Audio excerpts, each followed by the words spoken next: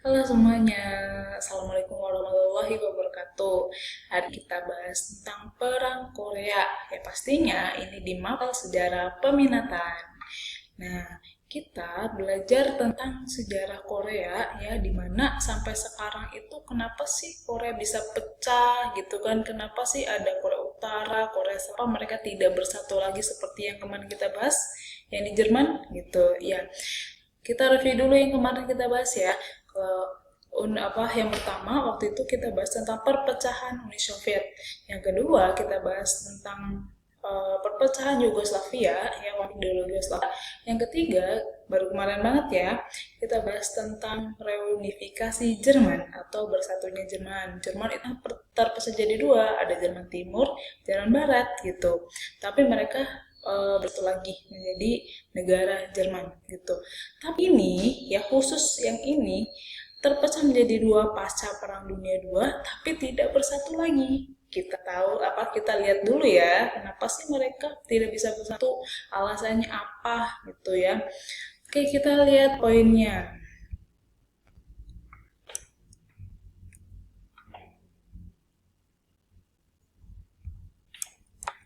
Nah, semenanjung Korea itu ya dulu itu dikuasai oleh Jepang sejak 1905, berarti awal abad ke-20 setelah perang Rusia ya dan Jepang. Jadi waktu itu Jepang menang dari Rusia ya, dan akhirnya daerah Korea itu menjadi milik Jepang gitu ya. Itu adalah konsekuensinya. Kemudian selama Perang Dunia II, pada konferensi Potsdam ya, pasca Perang Dunia II gitu ya, itu memunculkan adanya konferensi Potsdam gitu. Sekutu itu secara sepihak memutuskan membagi wilayah Korea itu menjadi dua gitu ya, tanpa persetujuan pihak Korea gitu. Karena ingat ya, tadi Korea itu menjadi wilayah jajahannya Jepang sejak 1905. Ingat, Jepang itu kalah perang dalam Perang Dunia II. Otomatis wilayah jajahannya Jepang itu termasuk Korea itu menjadi milik sekutu. Dan di sini ya, sesuai perundingan konferensi Potsdam ya, Korea dibagi menjadi dua, Korea Utara dan Korea Selatan. Karena Jepang udah nggak bisa menguasai lagi ya, ingat Jepang udah kalah, jadi otomatis wilayahnya itu berpindah menjadi wilayah milik sekutu. Sekutu siapa aja sih? Kita review sedikit ya. Sekutu itu adalah terdiri dari negara Amerika, Inggris, Prancis, Belanda juga, dan tentunya ada Uni Soviet di situ ya. Korea dibagi menjadi dua di garis lintang 38 derajat dengan wilayah Korea Utara di bawah kekuasaan Uni Soviet gitu ya, dan Cina. Serta wilayah selatan itu menjadi wilayah kekuasaan Amerika Serikat dan sekutunya. Kenapa harus berbeda seperti ini gitu? Ingat ya, Perang Dunia II ya itu kemudian melanjutkan itu kemudian berlangsung lagi ya, Perang Dingin gitu. Setelah Perang Dunia II ya, ada Perang Dingin. Perang Dingin itu antara dua blok. Iya, ada blok barat dan blok Timur.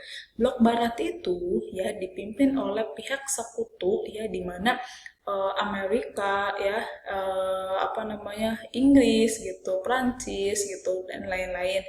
Sedangkan kalau Blok Timur itu dipimpin oleh Uni Soviet dan negara-negara komunis lainnya seperti itu. Jadi di sini kenapa harus dibagi jadi dua blok itu karena memang mereka berbeda ideologi. Kalau blok barat itu ideologi liberalis kapitalis ya, kalau blok timur itu sosialis komunis gitu ya. Ini pembagiannya, kita bisa lihat di atas yaitu adalah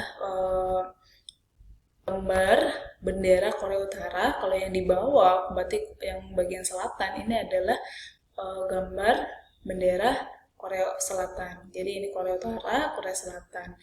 Ini pembagiannya ya, garis lintang 38 derajat merupakan batas pembagian Korea berdasarkan hasil dari konferensi Potsdam yang tadi ya, dimana Amerika dan Uni Soviet secara sepihak memutuskan untuk membagi Korea tanpa sepengetahuan atau persetujuan gitu ya, persetujuan dari pihak Korea sendiri. Pada 25 Juli 1950, ya, pasukan Korea Utara itu mulai menyerang Korea Selatan. Tadi kan 45 itu kan dibagi. Nah, 5 tahun setelahnya itu ada penyerangan pasukan Korea Utara ke selatan. Kenapa bisa seperti itu? Ya, hal ini dilatar belakangi oleh adanya pelanggaran yang dilakukan oleh tentara Korea Utara pada garis lintang 38 derajat yang membatasi kedua negara. Jadi tiba-tiba orang Korea Utara itu atau tentara Korea Utara itu menyeberangi garis lintang tersebut. Tentara Korea Utara itu beralasan bahwa pelanggaran yang dilakukan ini dikarenakan sebelumnya pasukan Korea Selatan ya di bawah pimpinan Sang Man-ri juga telah menyeberangi batas garis tersebut gitu. Karena itulah pihak tentara Korea Utara ingin menangkap Sang Man-ri untuk dieksekusi. Siapa Sang Man-ri? Sang Man-ri itu adalah presiden pertama ya Korea Selatan. Nanti ada fotonya ya. Nah, itu tadi tanggal 2 Juni ya, di bulan Juni. Sekarang di bulan Oktober, Komando PBB mendorong tentara Korut Korea Utara hingga ke utara gitu. Jadi mendesak gitu, kemudian balik lagi ke utara, kemudian tentara Republik Korea ya beserta pasukan berhasil merebut ibu kota Korea Utara. Jadi Korea Selatan tuh sampai bisa ke ibu kota Pyongyang ya, Korea Utara. Dewan Keamanan PBB mengecam Korea Utara lewat resolusi nomor 83 yang isinya itu adalah merekomendasikan negara anggota PBB ya segera memberikan bantuan ke Republik Korea, berarti ke Korea Selatan. Tahun 51 dimulailah kembali peperangan di mana Korea Utara dibantu oleh Cina. Kan memang sama-sama mempunyai ideologi komunis ya. Jadi ada kesamaan ideologi sehingga Cina itu membantu Korea Utara gitu. Sehingga pada saat Cina membantu Korea Utara, mereka ini berdua bisa berhasil menguasai ibu kota Korea Selatan, Seoul gitu. Nah, di sini ada 15 negara yang tergabung dalam pasukan PBB yang ikut serta membantu pasukan Korea Utara. Di situ ya, ada Australia, Belgia, Kanada, Kolombia, Ethiopia, Prancis, Yunani, Belanda, Selandia Baru, Turki, Thailand, ada Filipina, Afrika Selatan, ya, ada Inggris. Di tahun 53, Amerika Serikat, Cina, dan Korea Utara menandatangani persetujuan gencatan senjata. Jadi untuk menunda ada pertempuran gitu ya. Presiden Korea Selatan saat itu Sang Man-ri itu menolak, tapi dia menghormati atau menghargai gitu ya gencatan senjata tersebut. Secara resmi perang ini tuh belum berakhir sampai dengan saat ini. Ya, ngeri ya. Oleh karena itu kita lihat ya, itu kedua negara tersebut itu saling bermusuhan sampai sekarang gitu ya. Walaupun pada 2018 kemarin kita lihat ya, pada saat SEA Games kemarin bukan atas nama Korea Utara Korea Selatan ya, atlet-atletnya gitu, tapi atas nama Korea. Benderanya pun bendera biru. Kamu kalau mau cek ya, bisa nonton lagi di pembukaan atau penutupan SEA Games gitu. Terus kemudian bisa disimpulkan juga karena ini belum berakhir gitu ya, karena si Sang Man-ri ini nggak mau tanda tangan gitu kan, tapi menghormati gitu, istilahnya kan ini belum berakhir gitu. Orang-orang Korea Selatan itu selalu mempersiapkan diri gitu, takut-takut jika nanti gitu ya terjadi penyerangan dari Korea Utara datang tiba-tiba gitu. Oleh karena itu ya kamu tahu sendiri ya, di Korea Utara itu ada wajib militer untuk mempersiapkan para pemuda Korea Selatan agar bisa mempertahankan negaranya jika sewaktu-waktu ada penyerangan seperti itu ya.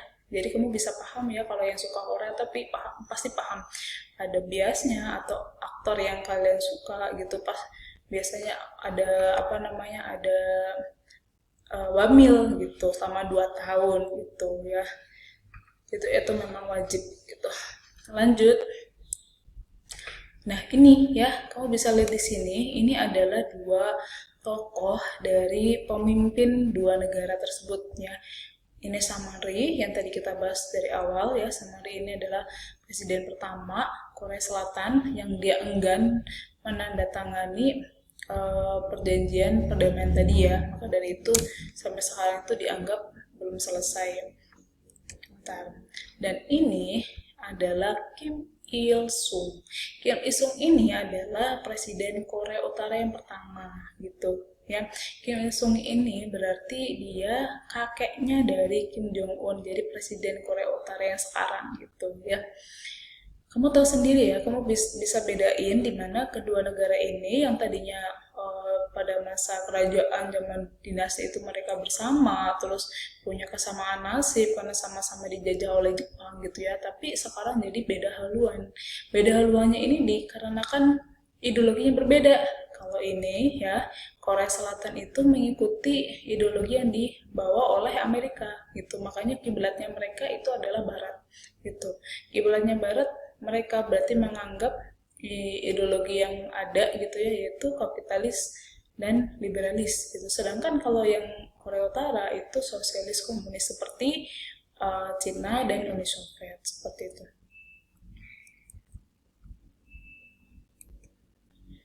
Nah,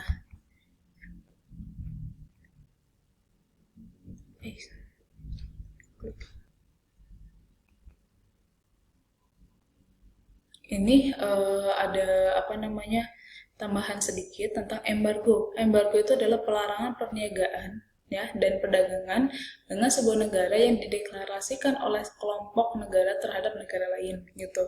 Jadi negara yang diembargo ekonomi tidak bisa melakukan perdagangan dengan negara lain dan negara tersebut mengalami penderitaan ekonomi akibatnya gitu. Akhir dari perang Korea Utara dan Korea Selatan itu ya, jadi hubungannya dengan embargo ini Cina ya, kemudian negara-negara komunis seperti Uni Soviet gitu ya, pada saat itu di embargo ekonomi oleh negara-negara sekutu tadi ya, blok barat gitu ya, jadi mereka tidak kerjasama ekonomi.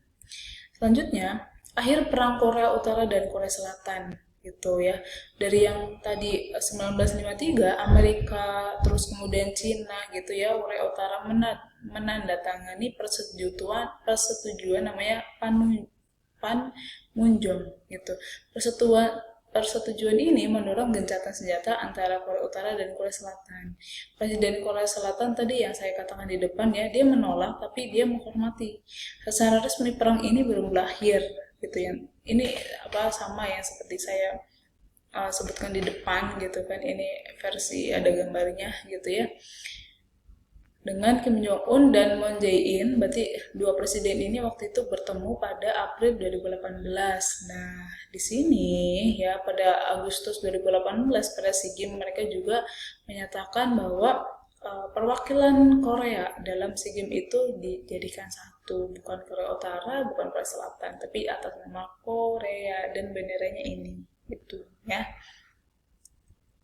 Oke, hari ini selesai sampai di sini ya. Tugas kalian adalah mencatat hal-hal penting dari yang apa tadinya kamu bisa download di WA Group, atau mungkin kamu bisa catatnya itu pas tadi saya menjelaskan. Oke. Jika ada pertanyaan tentang materi ini, kalian bisa saya gitu ya, sebutkan nama dan kelas gitu. Nanti saya bingung namanya siapa gitu ya. Terima kasih semuanya. Wassalamualaikum warahmatullahi wabarakatuh.